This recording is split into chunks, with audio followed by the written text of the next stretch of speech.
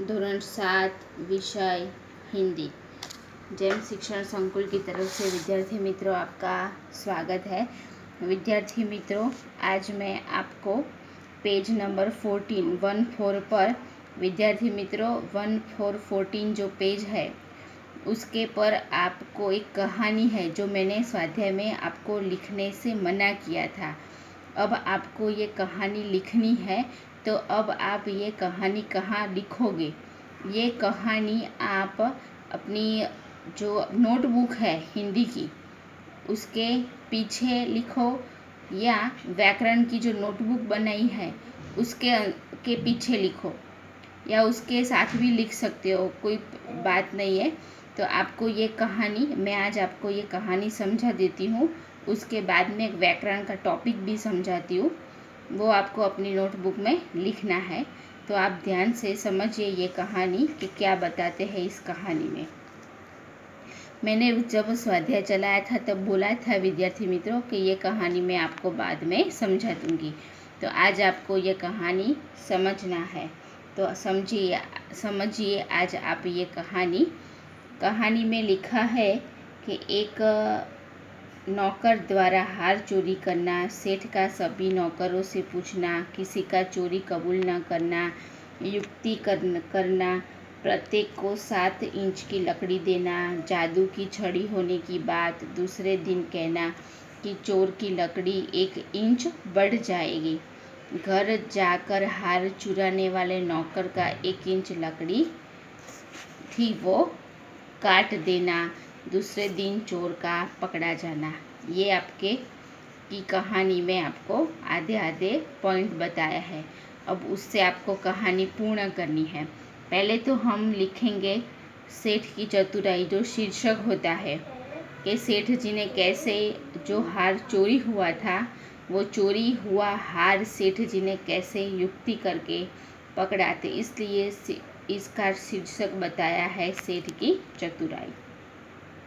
तो सुनिए, एक सुंदर नगर में एक माणिकचंद नाम का एक सेठ रहता था।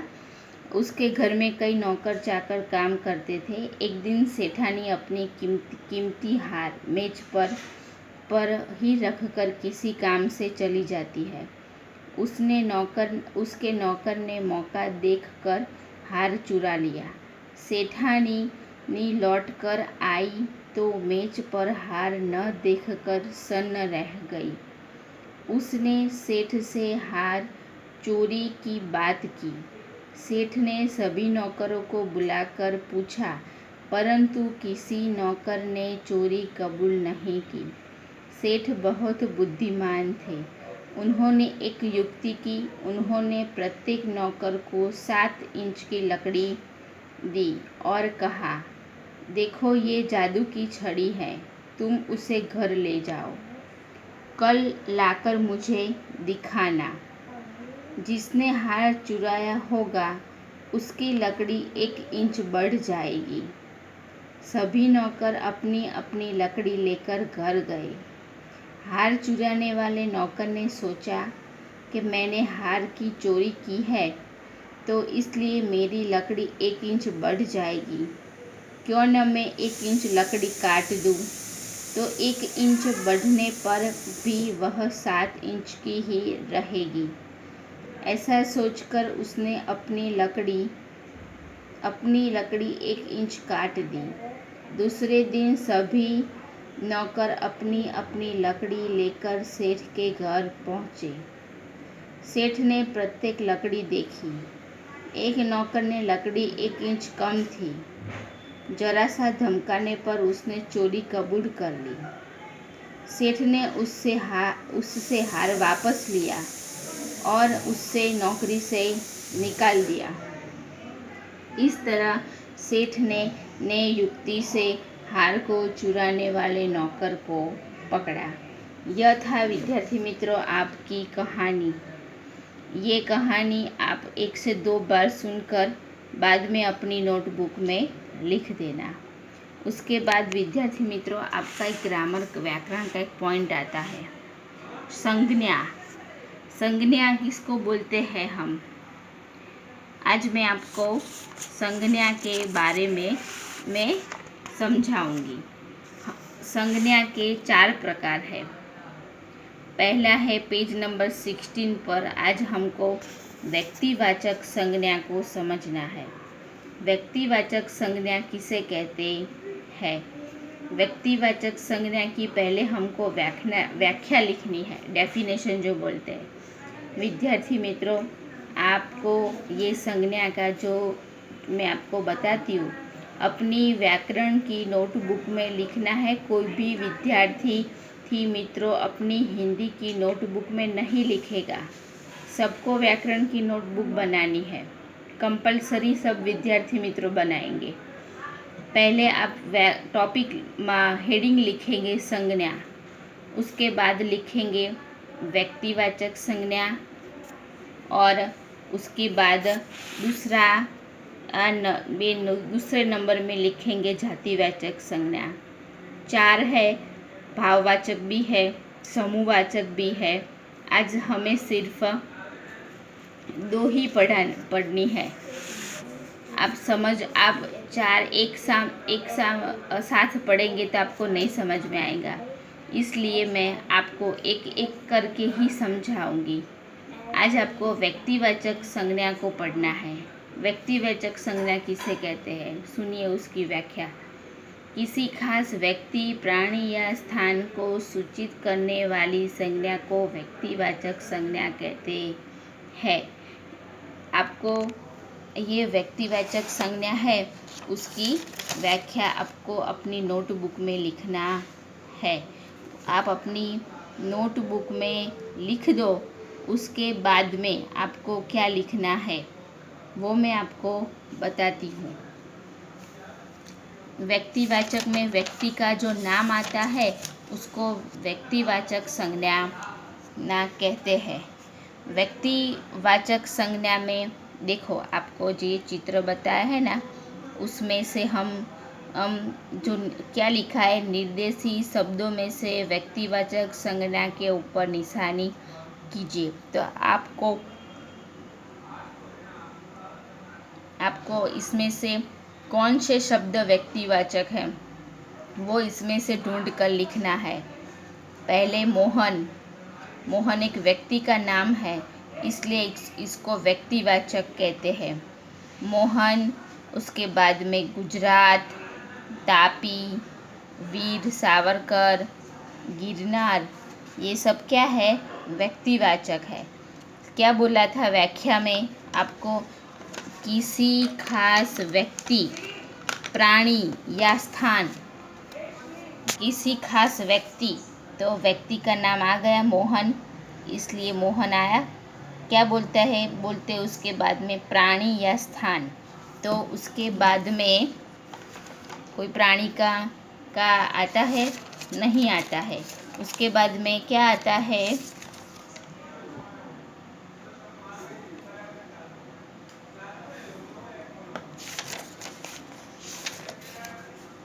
गुजरात वो स्थान का निर्देश करते हैं, तो ये गुजरात आएगा।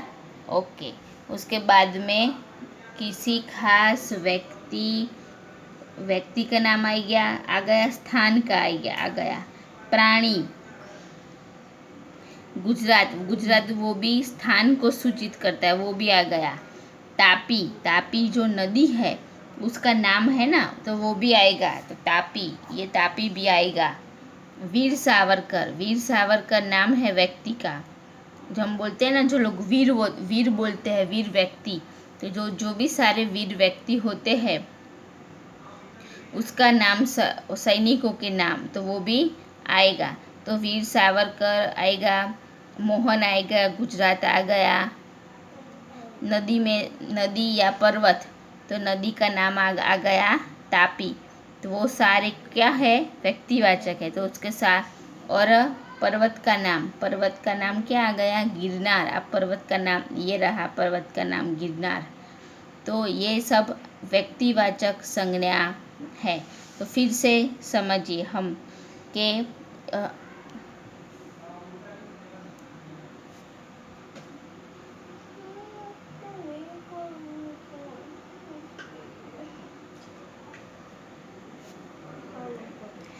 देखो फिर से समझो विद्यार्थी मित्रों कि व्यक्तिवाचक संज्ञा, तो व्यक्तिवाचक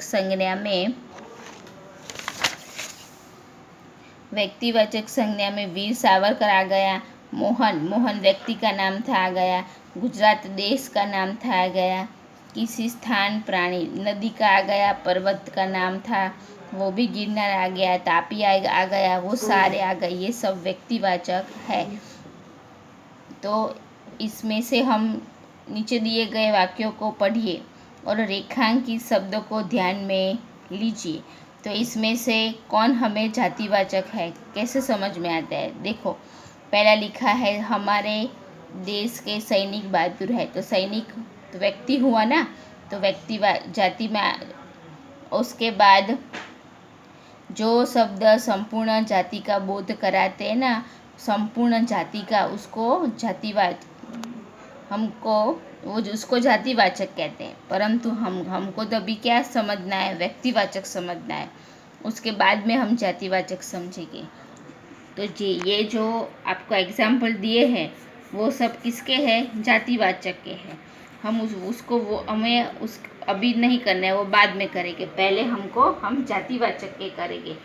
सॉरी विद्यार्थी, जातिवाचक के नहीं, व्यक्तिवाचक के करना है। तो समझ में आया कि व्यक्तिवाचक किसे कहते हैं? नर्मदा जो है वो गुजरात की सबसे बड़ी नदी है, इसलिए नर्मदा। हिमालय पर्वत जो है वो भारत की सबसे ऊंचा पर्वत है, नीम गुणकारी पेड़ है। तो उपयुक्त वाक्य में से नर्मदा, हिमालय, लय व्यक्ति, नदी, पर्वत और पेड़ का निर्देश करते हैं।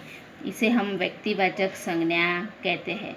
तो व्यक्तिवाचक संज्ञा में कोई किसी खास व्यक्ति का नाम हो, कोई प्राणी का हो, कोई स्थान सूचित कर रहा हो, वो सब को हम उस सूचित करने वाली संज्ञा को व्यक्तिवाचक संज्ञा कहते हैं। और उसके बाद में आती है जातिवाचक। तो जातिवाचक का आप सिर्फ अपनी नोटबुक में इसमें से उसकी जो डेफिनेशन बोलते हैं, व्याख्या, वो ये है कि जो शब्द संपूर्ण जाति का बोध कराते हैं उसे जातिवाचक संज्ञा कहते हैं। आपको सिर्फ ये लिख कर रख देना है। उसके बाद में जो लेक्चर आएगा ना, वो इसमें से मैं आपको बताऊंगी कि कौन सी जाति सूचन करती है। ये जो एग्जाम्पल उदाहरण दिए हैं आपको इसमें से, और बाद में भी जो दिए हैं उसमें से हमको जातिवाचक शब्द है ना वो ढूंढने हैं। ये भी हमको ढूंढ के लिखना है, व्यक्तिवाचक और जातिवाचक। मैं आपको इसके भी अलावा थोड़े से एग्जाम्पल उदाहरण बोलते हैं, वो उसको भी मैं आपको थोड़ा सा और ज़्यादा लिखवा दूंगी। बस आज आप कहानी लिख देना और व्यक्तिवाचक संज्ञा इतना लिख देना, और एक दो बार कहानी भी पढ़ लेना, और व्यक्तिवाचक संज्ञा वो भी आप एक दो बार पढ़ लेना। तो आपको समझ में आ जाए कि व्यक्तिवाचक संज्ञा किसे कहते हैं। आपको इसकी व्याख्या जरूर आनी चाहिए, क्योंकि व्याख्या आपको आएगी तभी आप कोई वाक्य में से व्यक्तिवाचक संज्ञा को ढूंढ कर लिख पाएंगे।